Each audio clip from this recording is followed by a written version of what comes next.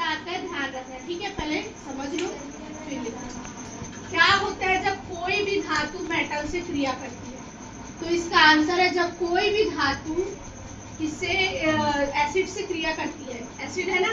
क्या होता है जब कोई भी धातु अम्ल से क्रिया करती है? What happen when metal react to acid? जब कोई भी मेटल मतलब कि धातु एसिड से रिएक्ट करती है तो क्या होता है? तो इसका सबका एक ही आंसर है, जब भी कोई भी धातु एसिड से रिएक्ट करती है, चाहे वो कोई भी एसिड रहे, चाहे वो HCl रहे, चाहे वो H2SO4 रहे, चाहे वो HNO3 रहे, कुछ भी रहे, वो क्या करती है? हाइड्रोजन गैस रिलीज करती है। क्या करती है? हाइड्रोजन गैस रिलीज करती है। देखो H2SO4 को क्या बोला जाता है? एसिड ऑफ किंग, मतलब अम्लों का राजा कौन सा है? H2SO4, अम्लों का राजा। और HNO3 मतलब नाइट्रिक एसिड। नाइट्रिक एसिड को क्या बोलते हैं? अम्लराज। क्या बोलते हैं? अम्लराज, ठीक है। और इसको अम्लों का राजा, H2SO4 अम्लों का राजा, HNO3 क्या है? अम्लराज। और HCl सब जानते हो, सब ये एसिड है, ठीक है। एसिड की पहचान सबको पता है ना, ठीक है। पहले इसको बता दीजिए फिर उसको भी बताऊंगी। जब भी ये रिएक्ट होगा तो यहाँ पर क्या बन जाएगा? NaCl, ठीक है। और यहाँ पर H2 रिलीज हो जाएगा, ठीक है।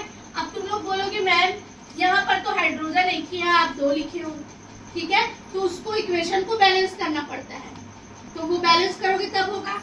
यहाँ पर क्या हो जाएगा? यहाँ पर 2 लगाएंगे और यहाँ पर भी 2 लगाएंगे, तो अब ये बैलेंस हो गया। अब देखो NaCl भी यहाँ पर 2 हो गया, अब H2 भी 2 हो गया। समझ आया? जब भी सोडियम क्या है? धातु है और रिएक्ट कर रहा है किसके साथ? HCl। HCl का नाम क्या होता है? Hydrochloric acid. रिएक्ट किया किसके साथ? सोडियम के साथ, बना दिया NaCl मतलब कि सॉल्ट, और हाइड्रोजन गैस रिलीज कर दिया। कॉपर का रिएक्शन करवाए H2SO4 के साथ, तो यहाँ पर क्या बन गया? CuSO4। क्या बन गया? CuSO4 और हाइड्रोजन गैस रिलीज कर दिया। अब यहाँ पर इसको बैलेंस करने की जरूरत नहीं है, क्योंकि ये दोनों क्या है? बैलेंस है अपने आप में, और ये दोनों निकल गए यहाँ पर। फिर जिंक का रिएक्शन करवाए किसके साथ? हाइड्रोक्लोरिक एसिड के साथ, तो यहाँ पर बन गया ZnCl2 प्लस H2। क्योंकि अब भी देखिए जिंक की वैलेंसी क्या थी? 2 थी। जिंक का एटॉमिक नंबर मतलब कि परमाणु क्रमांक कितना था? 30 था। 2, 8, 18 और 2, तो उसको 2 बैलेंस करना पड़ेगा, तो यहाँ पर क्या लगाएंगे? 2, और यहाँ पर भी लगाएंगे 2, तो ये बैलेंस हो गया।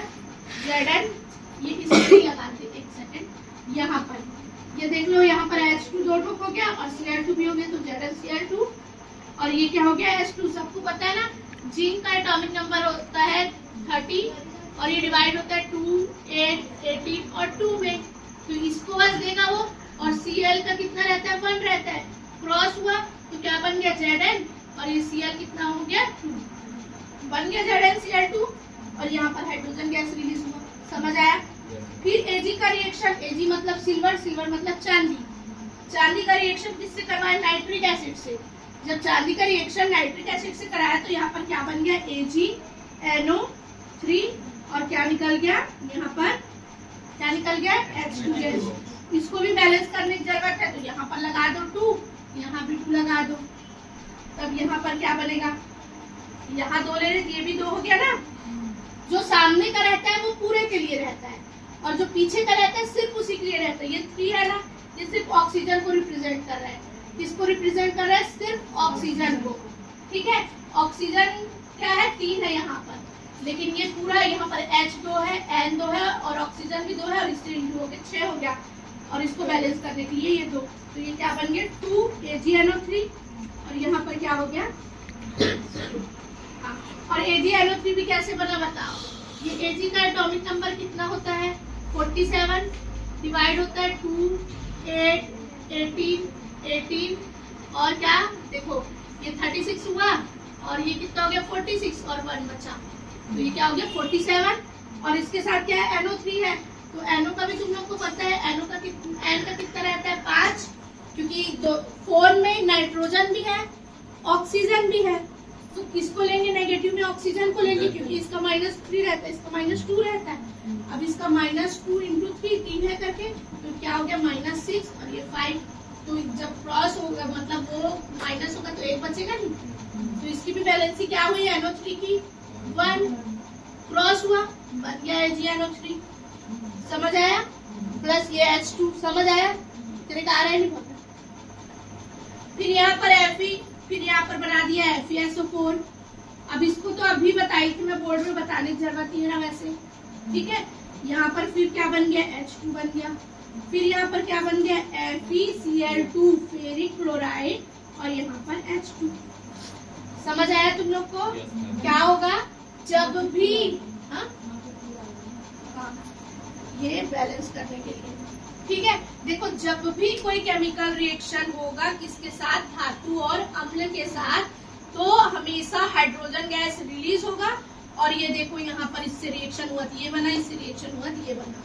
समझ आ गया?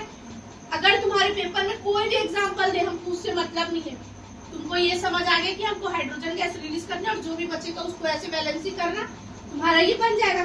कई लोग को समझ नहीं आता है Fe के साथ Cl2 क्यों, तो यहाँ पर तुम लोग को समझना पड़ेगा। यहाँ पर Fe का वैलेंसी 2 है और इसका 1 है, क्रॉस हुआ यहाँ पर, तो ये क्या हुआ, FeCl2। यहाँ पर भी इसका भी 2 है, इसका भी 2 है, तो बैलेंस हो गया, इसलिए लिखना नहीं पड़ा। अगर इसका 2 रहता और इसका 1 रहता तो यहाँ पर लिखना पड़ता है FeSO4 ऐसे ब्रैकेट करके और यहाँ पर 2 डालते। आया? पूरा क्लियर हो गया ना? अब कोई भी तुमको क्वेश्चन दे कि अम्ल के साथ क्रिया करने पर क्या बनता है करके, तो बना लोगे, ठीक है।